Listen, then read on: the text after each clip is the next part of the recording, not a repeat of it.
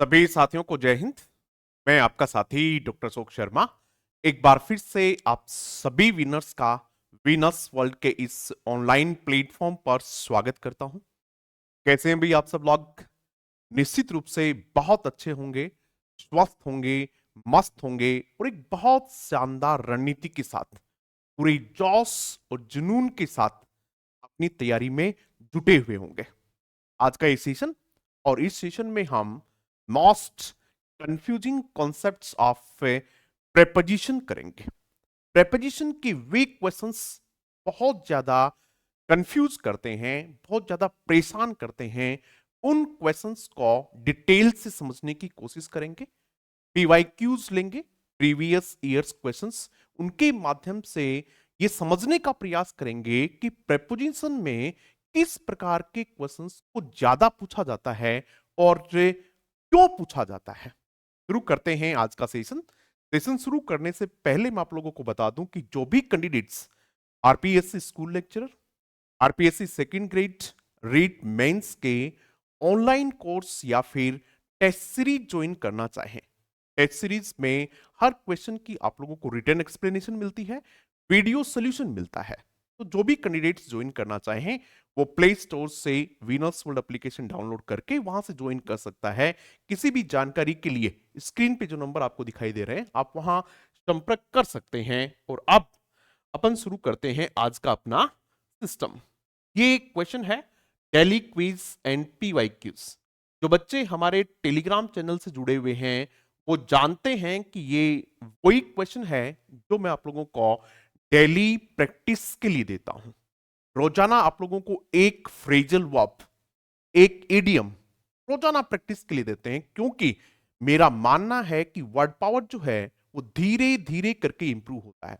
आप रोजाना एक एक दो दो तीन तीन वर्ड्स अगर याद करेंगे तो 6 महीने के समय में आप पे लगभग सभी महत्वपूर्ण फ्रेजल वर्ब, सभी महत्वपूर्ण इडियम्स एंड फ्रेजेस बहुत ठीक ढंग से तैयार कर लेंगे। तो मैं आप लोगों को रोजाना प्रैक्टिस के लिए अपने टेलीग्राम चैनल पर देता हूं।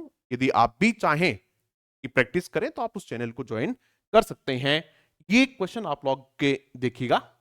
ये जो क्वेश्चन है ये अभी चंडीगढ़ पीजीटी की जो एग्जाम हुई है वहां पूछा हुआ क्वेश्चन है। आप लोग क्वेश्चन पढ़ के इसका आंसर कीजिएगा। वहां ये क्वेश्चन पूछा हुआ है। इससे पहले भी एक क्वेश्चन आरपीएससी सेकंड ग्रेड 2011 के एग्जाम में भी लगभग ऐसा ही क्वेश्चन पूछा हुआ है। जब क्वेश्चन रिपीट हो रहा है इसका मतलब है उसमें कोई खास कॉन्सेप्ट है, उसी वजह से उस क्वेश्चन को रिपीट किया जा रहा है। आज हम इसको समझेंगे। क्वेश्चन देखिएगा क्या है। Jonathan Swift's biting satire, satire आप जानते हैं व्यंग होता है। Gulliver's travel comprises dash dash dash for books. यहां आप लोगों को प्रेपोजिशन भरना है। ऑप्शंस आपके पास हैं ऑन, अबाउट, ऑफ और नो प्रेपोजिशन। ठीक है, आप इसका आंसर कीजिएगा। और उसके साथ साथ ये जो आप लोगों को वर्ड दिखाई दे रहा है BITING, एक्चुअली ये वर्ब है बाइट, और बाइट का मतलब होता है काटना। तो ये है बहुत हमलावर किस्म का है। ठीक है, बाइटिंग का मतलब बहुत खतरनाक आलोचना करता हुआ। तो आपको बताना ये है कि बाइटिंग जो है ये कौन सा पार्ट ऑफ स्पीच है।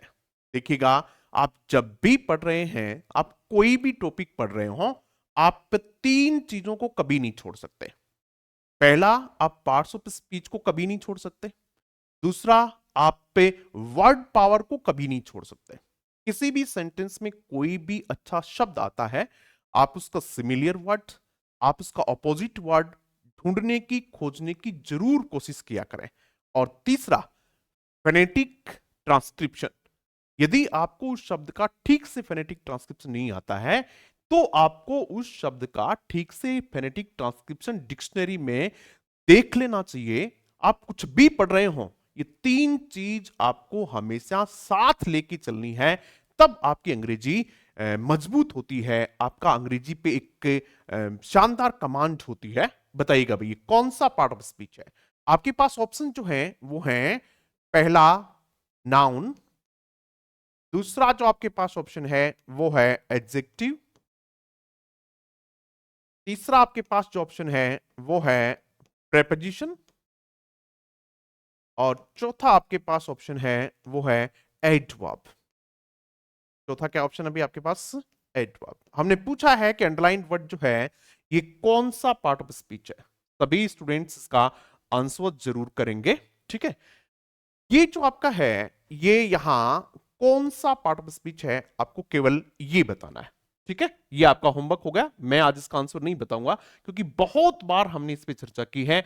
आज का ये होमवर्क है, सबके सब बच्चे इसका आंसर जरूर करेंगे, या फिर मैं इसको बाद में जब हम डिस्कस करेंगे तो इसको वापस से देख लेंगे। अभी तो ये आपके होमवर्क के लिए है।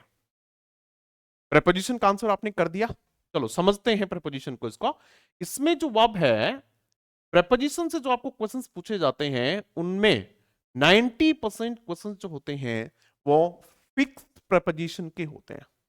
जितने भी क्वेश्चंस पूछे जाते हैं उनमें 90% क्वेश्चन जो हैं वो फिक्स प्रेपोजिशन के होते हैं, और उसके लिए आपको वर्ब्स को ठीक तरीके से देखना होता है कि कौन सी वर्ब के साथ कौन से प्रेपोजिशन का प्रयोग करना चाहिए। यहां जो वर्ब है वो है कंप्राइज, COMPRIS। ये वर्ब है कंप्राइज, और कंप्राइज का मतलब होता है इंक्लूड करना, INCL। क्या करना भाई? इंक्लूड करना, यानी किसी चीज में किसी को शामिल करते हुए, समाहित करते हुए, समावेश करते हुए उसको क्या कहते हैं? कंप्राइज कहते हैं। ठीक है, कंप्राइज वर्ब को जब एक्टिव वॉइस के रूप में यूज किया जाए, ध्यान से समझना भाई, यहां से बार बार क्वेश्चन पूछ रहा है, इसका मतलब इंपॉर्टेंट है। जब इस वर्ब को एक्टिव वॉइस के रूप में यूज किया जाए तब इसके साथ किसी भी प्रकार के प्रेपोजिशन का प्रयोग नहीं किया जाना चाहिए। देखो क्यों पूछते हैं ये? इसलिए पूछते हैं कि बच्चा याद करके जाता है कि साहब कंप्राइज के साथ ये, कंप्राइज के साथ ये, और वो जो एक्टिव वॉइस और पैसिव वॉइस वाला डिफरेंस है वो याद करके नहीं जाता है, उसको पढ़ के नहीं जाता है। बहुत सारी वर्ब्स ऐसी हैं जिनमें एक्टिव वॉइस में तो प्रेपोजिशन यूज नहीं होता है, लेकिन पैसिव वॉइस में प्रेपोजिशन यूज होता है। आप लोगों को उन वर्ब्स को भी ध्यान से देखना चाहिए क्योंकि वहां से भी क्वेश्चन आ सकता है। यदि आपको उन वर्ब्स के बारे में जानकारी है तो एक बार कमेंट बॉक्स में जरूर लिखें। मैंने आप लोगों को कोर्स के दौरान उन वर्ब्स को डिटेल में समझाया है कि इन वर्ब्स में एक्टिव वॉइस में प्रेपोजिशन यूज नहीं होता है, लेकिन पैसिव वॉइस में होता है। एक वर्ब आप लोगों को बता दूं मैं, मैरी। मैरी यानी शादी करना। मैरी वर्ब भी ऐसी है। अकंपनी, ACCOMPANY। अकंपनी वर्ब भी ऐसी है जिसमें एक्टिव वॉइस में नहीं होता है, लेकिन पैसिव वॉइस में इसके साथ प्रेपोजिशन यूज होता है। मैरी वर्ब है, इसमें भी एक्टिव वॉइस में नहीं होता है, पैसिव वॉइस में इसके साथ प्रेपोजिशन यूज होता है। अटेक वर्ब है, अटेक वर्ब के साथ भी नहीं होता है एक्टिव वॉइस में प्रेपोजिशन यूज। इस प्रकार की जो वर्ब्स हैं इनकी जानकारी आपको होनी चाहिए। आज की क्लास में हम खूब सारी प्रेपोजिशंस डिस्कस करने का विचार रखते हैं। चलो भी आगे देखते हैं। इसमें हमने क्या बताया आप लोगों को कि कंप्राइज वर्ब यदि एक्टिव वॉइस में यूज हो तो उसके साथ प्रेपोजिशन का प्रयोग नहीं करना। ठीक है, लेकिन यदि यही वर्ब आपकी पैसिव वॉइस में यूज हो, किसमें यूज हो बेटा? यदि पैसिव वॉइस में यूज हो तो इस वर्ब के साथ आपको ऑफ प्रेपोजिशन का प्रयोग करना चाहिए। किसका करना चाहिए? ऑफ जो प्रेपोजिशन है इसका प्रयोग करना चाहिए। समझ में आ गई बात? अब हम कुछ एग्जांपल्स लिख के देखते हैं, एक्टिव वॉइस के भी और किसके? पैसिव वॉइस के भी, ताकि जो चीजें हैं वो आपके ठीक से क्लियर हो जाए। जिस तरीके से this team comprises dash dash dash 10 players, 10 players, 10 players। आपके पास ऑप्शन है एक क्रॉस और एक ऑफ, क्योंकि हमने समझ लिया इन दो को ही रखते हैं अपन। ठीक है, दूसरा सेंटेंस हमारे पास है this team is, this team is comprised of, comprised dash dash dash 10 players। Option वही हमारे पास, ठीक है, एक क्रॉस और एक ऑफ, समझ लीजिएगा भाई इसको आप, ठीक है। पहला सेंटेंस देखिएगा, दिस टीम कंप्राइजेस, आप बताइएगा कि ये एक्टिव वॉइस का है कि पैसिव वॉइस का है। इतनी जानकारी आप सभी विनर्स को है, इतना मैं मान के चल रहा हूं, ये एक्टिव वॉइस में है, एक्टिव वॉइस में है। एक्टिव वॉइस में इस वर्ब के साथ प्रेपोजिशन का प्रयोग नहीं करना है, इसलिए क्या कर देंगे हम यहां क्रॉस कर देंगे।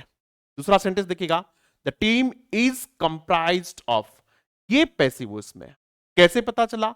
ये बी वर्ब है, इज एम आर, और ये उसके बाद थर्ड फॉर्म है, और बी प्लस थर्ड फॉर्म जहां कहीं भी हो वो क्या होती है? वो पैसिव वॉइस होती है। इसके साथ हम क्या प्रयोग कर दें? यहां ऑफ का प्रयोग कर दें। तो मैं ये मान के चल रहा हूं कि ये कॉन्सेप्ट आपके बिल्कुल ठीक ढंग से समझ में आ गया होगा, ठीक है।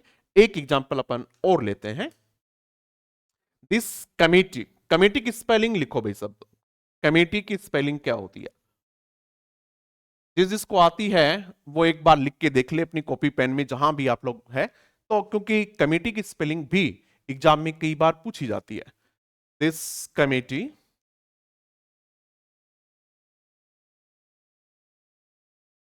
COMMITTE, this committee comprises dash dash dash 5 members, 5 members, ठीक है। दूसरा है दिस कमेटी, ये जो कहते हो है, this committee is comprised, committee is comprised 5 members, 5 members। Option वही है, पहला क्रॉस और दूसरा ऑफ, यानी कोई प्रीपोजिशन नहीं और ऑफ। पहले और दूसरे में फटाफट आंसर कर दो भाई, ये चीजें आपको समझ में आ गई होंगी। हम बहुत धीरे लेके चल रहे हैं चीजों को, ताकि आप लोगों को चीजें बहुत आसानी से समझ में आ जाए। दिस कमेटी कंप्राइजेस, ये एक्टिव वॉइस में है, तो क्या करें? इसमें क्रॉस लगा देंगे। ये देखिएगा, this committee is comprised of, ये क्या है? पैसिव वॉइस है, और पैसिव वॉइस है तो क्या करें हम? ऑफ का प्रयोग कर देंगे। This committee is comprised of 5 members। Clear होगी बात भी एकदम? चलो अब हम इसको क्वेश्चन को देखते हैं। जो हमें क्वेश्चन मिला है उसका आंसर आप लोग सब पे बहुत आसानी से कर लेंगे, लेकिन इसके साथ ही एक वर्ब और है, कंसिस्ट, CONSIST, कंसिस्ट भी एक वर्ब है। यहां से भी क्वेश्चन पूछा जाता है, मीनिंग दोनों का लगभग एक जैसा ही है, चाहे आप लोग कंप्राइज कह दें और कंसिस्ट कह दें, दोनों का मीनिंग लगभग एक है, ठीक है। लेकिन कंसिस्ट के साथ ऐसा नहीं है। कंसिस्ट के साथ एक्टिव वॉइस में प्रेपोजिशन का प्रयोग किया जाता है, और इसी वजह से गड़बड़ होती है कि जब कंसिस्ट में होता है तो लगता है कंप्राइज में भी होता होगा, ऐसा नहीं है। कंसिस्ट में 2 प्रेपोजिशन यूज होते हैं, एक तो ऑफ प्रयोग होता है, और कंसिस्ट में इन प्रेपोजिशन भी प्रयोग होता है। तरीके से this team is consist of, या फिर this team consist of 5 members, consist के बाद ऑफ का प्रयोग के, ठीक है, ठीक है, लेकिन कंसिस्ट के साथ इनका भी प्रयोग किया जाता है। जैसे हिज जेनरसिटी कंसिस्ट इन, देखिएगा समझिएगा आप लोग इसको, सेंटेंस को, हिज जेनरोसिटी, GENEROSI, जेनरोसिटी का मतलब था उदारता, उसकी उदारता जो है consist, this dash dash consist in helping the poor, consist in तो आएगा, helping the poor, HELPING, helping the poor. उसकी जो उदारता है वो किसमें निहित है? दूसरों की, गरीबों की हेल्प करने में निहित है। तो यहां जो कंसिस्ट है उसके साथ कौन सा प्रपोजिशन आना चाहिए? इन प्रपोजिशन आना चाहिए। ध्यान दीजिएगा, मैं वो कॉन्सेप्ट्स आप लोगों को बता रहा हूं जहां से एग्जाम में क्वेश्चंस बनता है, क्योंकि कंसिस्ट के साथ सामान्यता आप पढ़ के जाते हैं कि ऑफ प्रपोजिशन का प्रयोग किया जाता है। ठीक है, ये ऑफ किया जाता है, लेकिन दोनों में आपको अंतर करना चाहिए कि ऑफ कहां होता है और इन कहां होता है। अभी मैंने आपको क्या बताया है, इन बताया है। एक सेंटेंस आप किसका लिखिएगा, ऑफ का भी लिखिएगा, ठीक है। जिस तरीके से दिस टीम या फिर this book consist of 40 pages, 40 pages consist of. इस बुक में कितने पेज हैं, कितने पेज हम इसमें, 40 पेज हैं। तब आप क्या लिखेंगे इसमें, ऑफ लिखेंगे। इस टीम कंसिस्ट ऑफ 7 मेंबर्स, इस टीम में कितने मेंबर्स हैं, 7 मेंबर हैं। तब आप कंसिस्ट ऑफ लिखेंगे, यानी इसमें कितने पार्ट्स हैं, जो इसके पार्ट्स हैं, जो इसके हिस्से हैं, वो कितने हैं।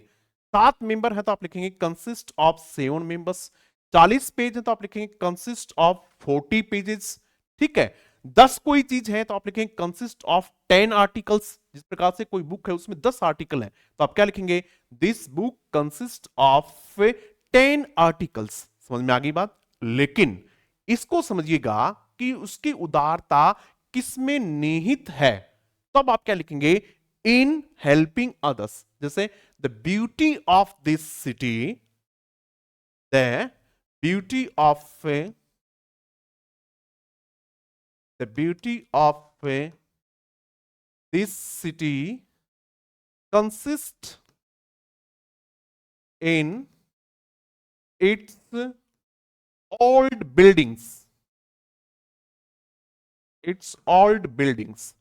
इस शहर की जो सुंदरता है वो किस में निहित है, इसकी जो पुरानी बिल्डिंग्स हैं उसमें निहित है। तो आप क्या लिखेंगे, कंसिस्ट इन लिखेंगे। समझ में आ गई बात।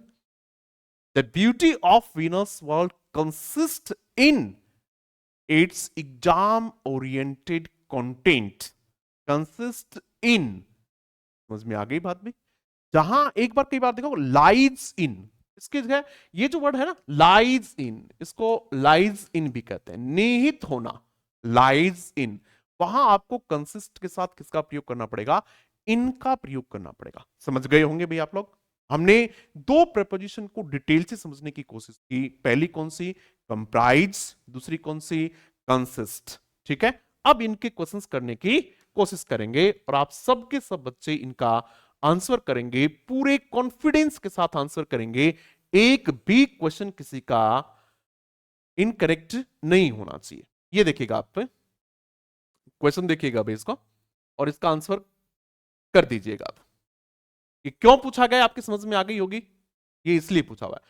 Jonathan Swift's biting satire Gulliver's travel comprises dash dash में क्या भरेंगे, क्रॉस भरेंगे। नो प्रेपोजिशन इज रिक्वायर्ड, यहां किसी भी प्रकार के प्रेपोजिशन की आवश्यकता नहीं है, क्योंकि ये जो वर्ब है ये किसमें है, एक्टिव वॉइस में है, इसलिए हम इसके साथ प्रेपोजिशन का प्रयोग नहीं करेंगे। क्लियर अभी। चलो नेक्स्ट क्वेश्चन की तरफ बढ़ जाते हैं। और चलो नेक्स्ट क्वेश्चन से पहले मैं आपको बता दूं कि वीनस वर्ल्ड की बहुत ही शानदार exam oriented books, second grade literature, ये कंप्लीट थ्योरी, 1700 प्रैक्टिस क्वेश्चन, हर क्वेश्चन की डिटेल एक्सप्लेनेशन, मेथड्स के लिए कंप्लीट थ्योरी, 750 प्रैक्टिस क्वेश्चंस और उनकी भी एक्सप्लेनेशन। ये फर्स्ट ग्रेड के लिए मैकबेथ और as you like it, complete text, important quotations, important lines और डिटेल एक्सप्लेनेशन, और उसके साथ पीवाईक्यूज और प्रैक्टिस क्वेश्चन, हर क्वेश्चन की डिटेल एक्सप्लेनेशन। निश्चित रूप से वीनस वर्ल्ड की जो बुक्स हैं वो बहुत इंपॉर्टेंट अपनी तरीके की एक इकलौती बुक्स हैं। इस प्रकार की कोई बुक्स मार्केट में नहीं है जिनमें हर क्वेश्चन की डिटेल एक्सप्लेनेशन भी हो। ये क्वेश्चन आप लोगों का आ गया है, इस क्वेश्चन का आंसर करो भाई फटाफट आप सबके सब। अभी जो हमने एक्सप्लेन किया था लगभग वही क्वेश्चन है। The country comprises 20 states. ये इसलिए डाला क्वेश्चन आप लोगों के लिए ताकि जो आपने समझा है वो स्थायी हो जाए, प्रैक्टिस हो जाए आपकी।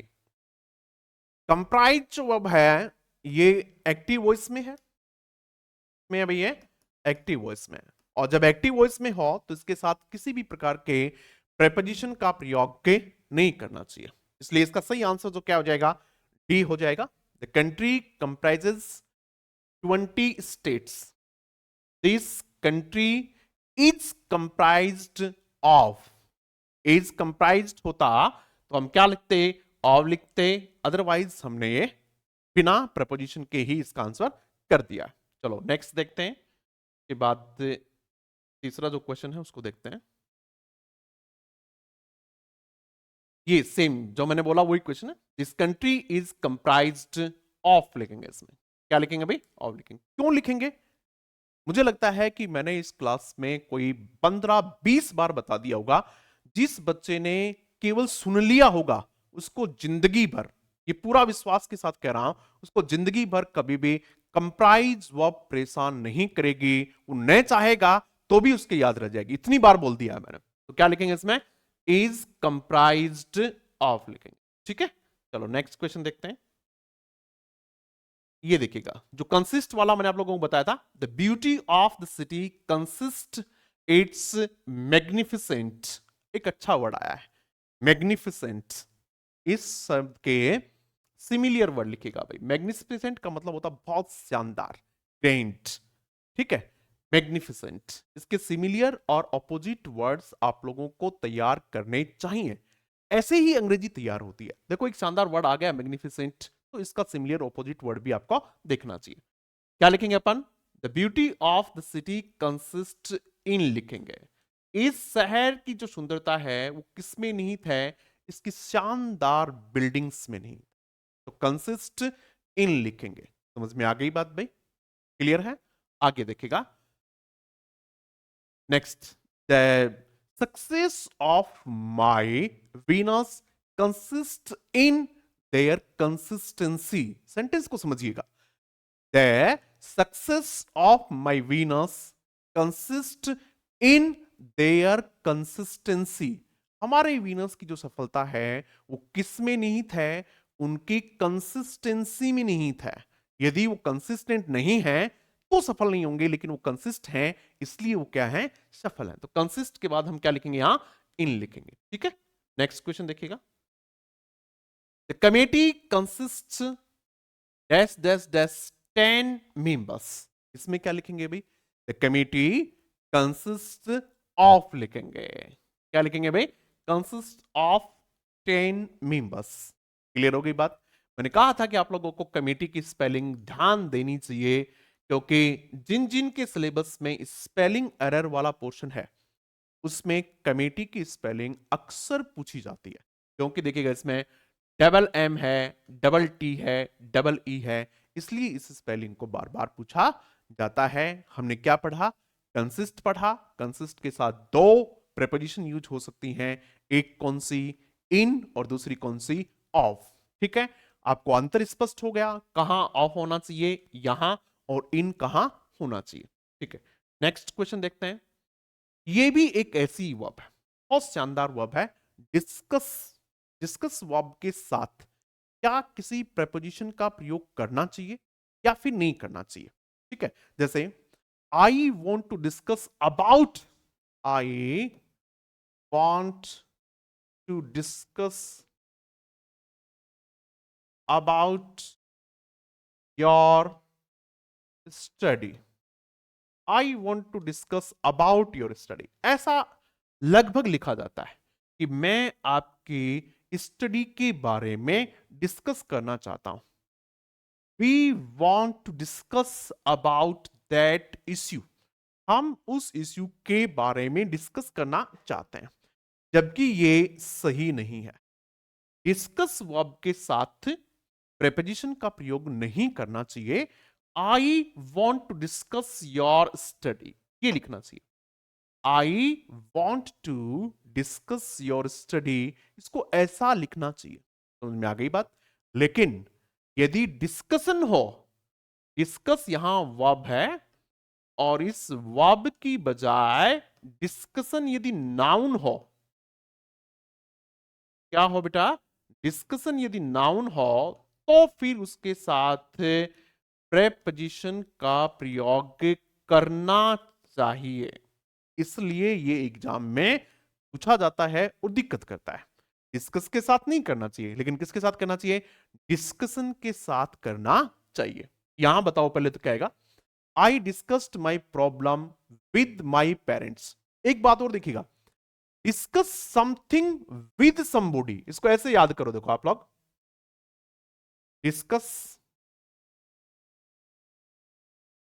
Discuss something with somebody. देखो एस बी का मतलब समबॉडी है और एस टी एच का मतलब समथिंग है, इसको समझ लीजिएगा आप। यानी डिस्कस जब वर्ब है और उसके साथ समथिंग है तो यहां कोई प्रपोजिशन नहीं आएगा। लेकिन आप यदि किसी आदमी के साथ कोई डिस्कस कर रहे हैं, समबॉडी के साथ डिस्कस कर रहे हैं, तब क्या आएगा? विद आएगा। जैसे I want to discuss this issue with your parents. I want to discuss this issue with your parents. ठीक है, देखिएगा, विद योर पेरेंट्स ये प्रपोजिशन तो सही है यहां। अब यही है, जब आप ठीक से पढ़ के नहीं जाते तो दिक्कत हो जाती है। मानो आपने पढ़ के चले गए कि सब डिस्कस के साथ वर्ब नहीं आती है, प्रपोजिशन नहीं आती है, लेकिन वो यहां तो नहीं, लेकिन यहां तो आएगी ना विद तो। इसीलिए आपको ठीक ढंग से एग्जाम ओरिएंटेड चीजों को पढ़ना आवश्यक होता है। अदरवाइज आपकी जो मेहनत है तो पूरा फल आपको मिलता नहीं है। यहां कुछ नहीं आएगा, I want to discuss about this issue नहीं आएगा, या ऑन दिस इश्यू नहीं। ठीक है, क्या आएगा? I want to discuss this issue, लेकिन यहां विद आएगा, with your parents. I discussed the points with the manager. I discussed all the points. Discussed, I AISCU, I discussed dash dash all the points। ठीक है, अगर आपसे यहां तक पूछा जाए क्या आएगा, तब क्या लिखोगे आप? आई डिस्कस्ड, कोई प्रपोजिशन नहीं, I discussed all the points. लेकिन इसके बाद यदि ऐसा होता, I discussed all the points with the principal, all the points dash dash dash the principal, with the principal, क्या लिखेंगे आप यहां? विद लिखेंगे, विद द प्रिंसिपल। मैंने सारे पॉइंट डिस्कस किए, किसके साथ थे? प्रिंसिपल के साथ मैंने सारे पॉइंट। समझ में आ गई होगी बात भाई आपके? निश्चित रूप से आपकी चीजें बिल्कुल क्लियर हो रही होंगी। अब हम उस क्वेश्चन को सोल्व करने की कोशिश करते हैं, क्वेश्चन को सोल्व करते हैं, और उस क्वेश्चन में क्या है आप इसको समझना। ठीक है, ये आपका क्वेश्चन आ गया, आंसर कर दें भाई सबके सब बच्चे। यस, आई डिस्कस्ड, इसको भी डे नहीं बोलते, क्या बोलते हैं? टे बोलते हैं। आई डिस्कस्ड माई प्रॉब्लम, यहां कोई प्रपोजिशन नहीं आएगा। I discussed my problems with my parents, ये बिल्कुल ठीक है। ठीक, चलो नेक्स्ट क्वेश्चन देखते हैं। इस क्वेश्चन को समझना, I had a discussion, I had a discussion, यहां इसमें वो खालिस्तान है। I had a discussion my problem with my parents. I had a discussion, यहां जो डिस्कशन है वो नाउन है। क्या है बेटा? यहां नाउन है। ठीक है, प्रपोजिशन आपको यहां भरनी है। I had a discussion my problem with my parents, तो आप क्या लिखेंगे?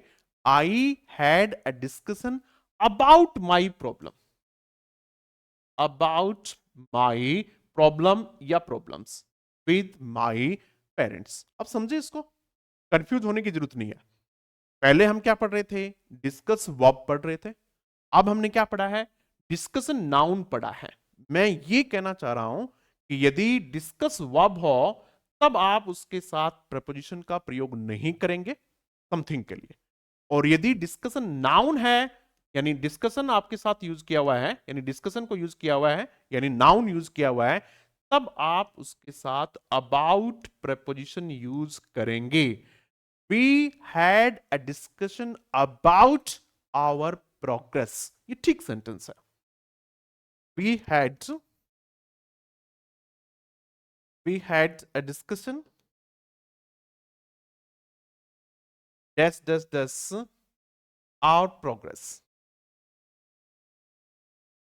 ठीक है, तो डिस्कशन अबाउट आवर प्रोग्रेस, लेकिन we discussed dash our progress. इसमें क्या आएगा? वी डिस्कस्ड आवर प्रोग्रेस, यहां कुछ नहीं आएगा। वी डिस्कस्ड आवर प्रोग्रेस, यहां कुछ नहीं आएगा। We had a discussion about our progress, इसमें अबाउट आएगा। समझ में आ गई होगी बात भाई? मुझे लगता है कि थोड़ा बहुत भी यदि आप लोग समझ रहे हैं तो ये कॉन्सेप्ट आपके बिल्कुल क्लियर हो गया होगा। अब इसका आंसर हमने यहां क्या कर दिया? अबाउट कर दिया। ठीक है भाई, नेक्स्ट क्वेश्चन की तरफ बढ़ते हैं और देखिएगा। आज हमने कोशिश की है कि आप लोगों को 3 4 5 ऐसी वर्ब बता दी जाएं जो एग्जाम में पूछी तो जाती हैं लेकिन कंफ्यूज करती हैं। ऐसी एक वर्ब लैक है, LACK, लैक। LACK, लैक यानी होता है किसी चीज की कमी होना। लैक, ही लैक समथिंग, आप ऐसे समझिए, लैक समथिंग। समथिंग का मतलब कॉन्फिडेंस, नॉलेज, यही पूछते हैं। उसमें कॉन्फिडेंस की कमी है, उसमें नॉलेज की कमी है, इंफॉर्मेशन नहीं थी उसके पास, तो लैक समथिंग होता है, लैक इन समथिंग नहीं होता है। एग्जाम में जानबूझ के आपसे पहला ऑप्शन जो है वो क्या देंगे? क्या देंगे भाई? इन देंगे। ही लैक्स इन कॉन्फिडेंस। बहुत बार हमने देखा है, कॉमन एरर में तो अक्सर ही पूछते थे ये, he lacks dash dash dash confidence. आप क्या लिखेंगे इसमें? ही लैक्स इन कॉन्फिडेंस, और फिर ये गलत हो जाएगा। ही लैक्स कॉन्फिडेंस यानी लैक समथिंग होता है। मैं आगे बात भाई, यानी लैक वर्ब जो है उसके साथ भी प्रेपोजिशन का प्रयोग के नहीं करना चाहिए। ठीक है, तो हम क्या लिखेंगे यहां? The team lacks the skill to compete at the highest level. The team lacks in कभी नहीं लिखेंगे, ध्यान रखना इस बात का। पहला ऑप्शन जो आपको मिलता है अक्सर, देखो ये क्वेश्चन कोई पुराना क्वेश्चन लिया हुआ है, इसमें पहला ऑप्शन क्या है? इन है, जबकि गलत है, सही नहीं है ये। क्या आना चाहिए आपके पास? नो प्रपोजिशन का ऑप्शन मिलेगा एक के, जो अक्सर डी ऑप्शन मिलता है। क्या लिखेंगे इसमें? The team lacks the skill to compete at the highest level. तो में आगे चीजें एकदम क्लियर है। चलो नेक्स्ट पढ़ते हैं और देखो एक अच्छा सा, he was suffering from a complete lack। अब देखिएगा इसमें, यहां जो लैक है ये, और ऊपर जो हमने लैक पढ़ा था, दोनों को समझिएगा। देखो इसमें लैक है, और चलो मैं लिख देता हूं, ही या फिर दे लिख देते हैं। दे लैक, LAC के लैक कॉन्फिडेंस। ठीक है, आपको बताना ये जो लैक है ये कौन सा पार्ट ऑफ स्पीच, ये कौन सा पार्ट ऑफ स्पीच? देखो बेटा, यदि आप लोग के हमसे पढ़ रहे हैं और यदि मेरी क्लास देख रहे हैं तो आपको एक बार तो अपने दिमाग पे पूरा जोर देना पड़ेगा। ऐसा नहीं है कि आप लोग क्लास में बैठे हों और बहुत ऊपर ऊपर की बातें सुन के या फिर ऐसे ही चले जाएं। जब आप ये क्लास कंप्लीट कर लेंगे, यानी आप 45 40 मिनट मेरी क्लास देख लेते हैं, तब आपका दिमाग एक बार पूरी तरीके से एक्टिव हो जाता है, क्योंकि आपको बहुत सारी चीजें नई सुनने को मिलती हैं। बहुत बार अपने दिमाग पर जोर डालना पड़ता है, क्वेश्चन सोचने पड़ते हैं, और यही वो प्रक्रिया है जो आप लोगों को एग्जाम के लिए प्रिपेयर करती है, तो आपको एग्जाम के लिए तैयार करती है। देखिएगा, यहां जो लैक है दे आपका सब्जेक्ट है, और लैक जो है ये आपकी वर्ब है। यानी लैक जब वर्ब के रूप में हो तो यहां कोई प्रपोजिशन नहीं आएगा। ही लैक कॉन्फिडेंस, ही के साथ लैक्स आता, इसलिए मैंने ही नहीं लिखा, दे है लैक। ठीक है, ही लैक्स इन कॉन्फिडेंस नहीं आएगा, he lacks confidence. They lack confidence, they lack knowledge, they lack information. उनके पास इंफॉर्मेशन की कमी है, नॉलेज की कमी है, एक्सपीरियंस की कमी है। They lack experience, they lack experience, they lack experience. क्या लिखेंगे यहां? क्रॉस लिखेंगे, दे लैक एक्सपीरियंस। ठीक है, लेकिन यहां देखिएगा, अभी जो सेंटेंस लिखा हुआ उसको देखिएगा ध्यान से। उसमें क्या है? उसमें जो लैक वर्ड है वो वर्ब नहीं है। क्या है? नाउन है। लैक यहां जो वर्ड है वो क्या है? नाउन है, कमी है। कंप्लीट इसका एडजेक्टिव है। और यहां लैक जब नाउन है तो he was suffering from a complete lack of confidence. तब आप क्या लिखेंगे? Lack of confidence. दोबारा समझ लीजिएगा ध्यान से। जब लैक को वर्ब के रूप में काम में लिया जाता है तब होता है लैक समथिंग, किसी चीज की कमी होना। लेकिन लैक जब पे नाउन के रूप में काम में लिया जाए तब उसको लिखते हैं लैक ऑफ समथिंग। ये यहां नाउन है। समझ में आई बात? इस तरीके से आपको तैयार करनी है। और यदि आपको कॉन्सेप्ट बहुत शानदार मजा आया हो कि वास्तव में गुरुजी मजा आ गया ये जान के, एक बार क्लास को शेयर जरूर कर दीजिएगा अपने दोस्तों के साथ, लाइक कर दीजिएगा। और यदि आप पे पहली बार चैनल पे हो तो निश्चित रूप से चैनल को सब्सक्राइब कर लीजिएगा, क्योंकि बहुत सारी इंपॉर्टेंट इंपॉर्टेंट क्लासेस, बहुत सारे डाउट सेशंस, बहुत सारे कंफ्यूजिंग कॉन्सेप्ट्स आप लोगों को क्लास में करवाए जाते हैं। नेक्स्ट क्वेश्चन की तरफ बढ़ जाते हैं और ये है हमारा नेक्स्ट क्वेश्चन। अब की बार जो वर्ब है वो है साइन वर्ब। SI, साइन का मतलब साइन करना होता है। इस पेपर पर साइन कर दो। क्या लिखेंगे? Sign on this paper. SIGN, sign on this paper, sign on this document, sign on this document. ये बिल्कुल गलत होता है, ध्यान दीजिएगा इसका। क्योंकि इस पर साइन कर दो, इस डॉक्यूमेंट पे कर दो, इस एप्लीकेशन पे कर दो, इस कागज पे कर दो, तो हम हिंदी से क्या करते हैं? अंग्रेजी में चीजों को ट्रांसलेट करते हैं। और जब हिंदी से अंग्रेजी में ट्रांसलेट करते हैं तो उसी के अनुसार हम प्रपोजिशन का प्रयोग भी उसी के अनुसार क्या कर देते हैं?